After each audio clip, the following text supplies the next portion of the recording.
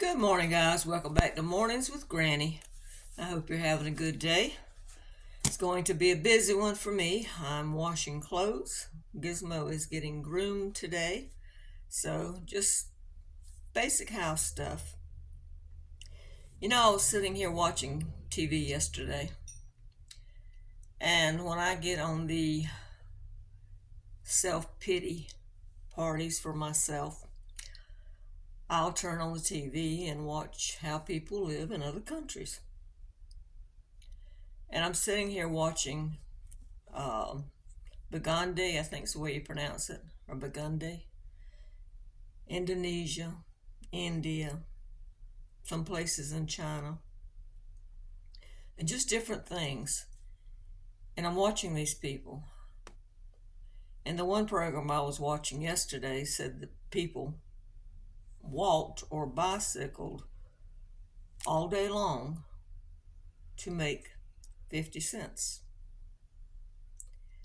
They would take things they had found, or maybe some things they had got out of a field, like vegetables and stuff, and they would have to walk or bicycle to the nearest town to sell them. Now, they worked all day. All day. They got the product together, they took it into town, and then they came back. They made 50 cents. 50 cents. And with that, they bought some rice so they could eat that day. Some of them had 6, 7, 8 kids.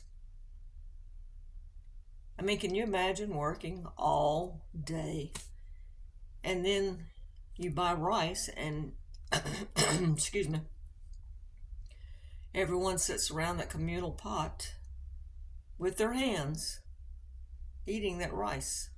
Sometimes that's all they have. I have seen where they bought little packets of seasoning, or I saw one woman gathering sweet potato leaves to cook. I've even seen them where they've caught rats and killed the rats and put in there so they could have some meat maybe once a week. But they're sitting there and they're all laughing and happy and they're eating their rice. They worked all day. They're sitting there in their grimy, torn clothes. They have no toilet. To go to the bathroom, they've either got to use one that's for everyone, or they just go out wherever. Their clothes are tattered.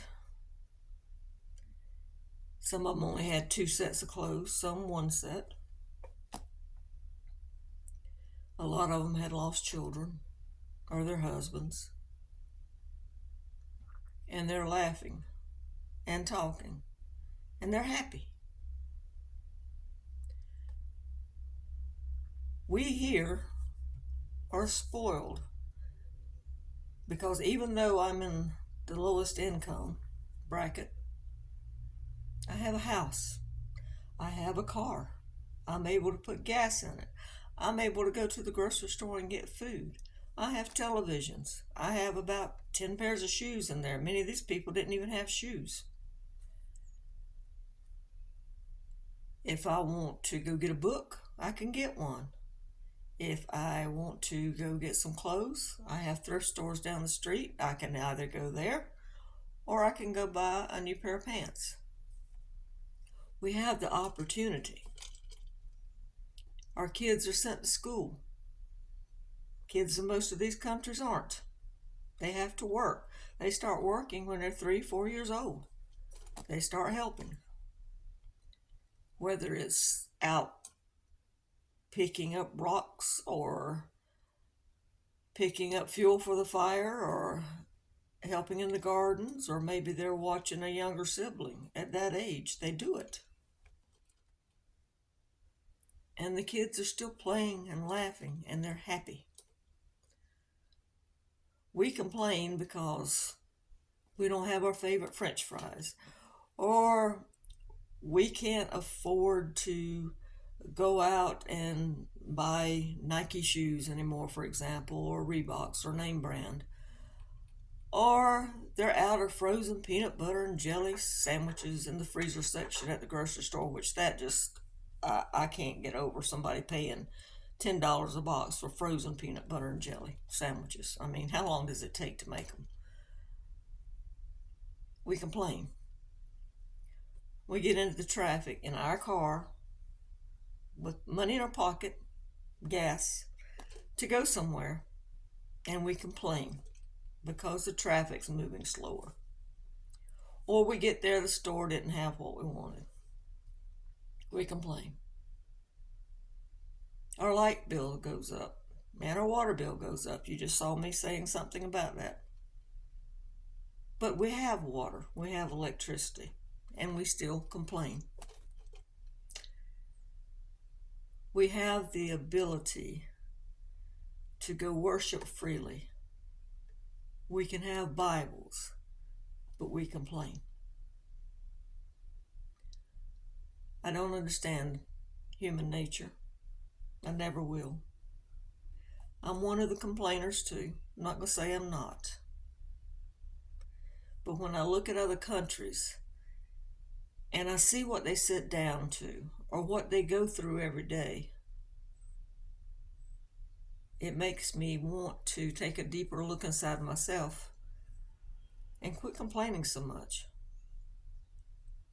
You're in America. You have the ability to have things, even the poorest person.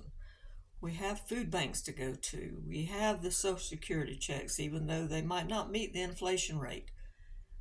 We have the ability to go to the doctors and such. We have the ability to get medicine, but we still complain. You know, in Thessalonians, it was said, let me get my tea down here. It's 5 and verse 16. It says, "Be joyful always, pray continually. Give thanks in all circumstances, for this is God's will for you in Christ Jesus." We're supposed to always be thankful. Let me see who wrote Thessalonians. I can't remember. Let's see. Paul. Paul was the one, and it was written in AD 51 from Corinth, one of Paul's earliest letters. So he's reminding us, even back then, and times were rough, he's reminding you to be thankful. So let's see if we can quit complaining so much and look at the brighter side of having items, even though it might not be at that moment exactly what you want, the brand you want. We might be paying a little bit more and fussing about it. The money's not stretching as far, but we still have it. We still have it. If you want to be humbled, watch these programs. Go to YouTube and just type in food insecurity or living in slums or the poorest country. Type in things like that and watch these programs and be thankful. Quit complaining so much. All right, guys. I hope this touched your heart. Give a thumbs up and subscribe. Bye-bye.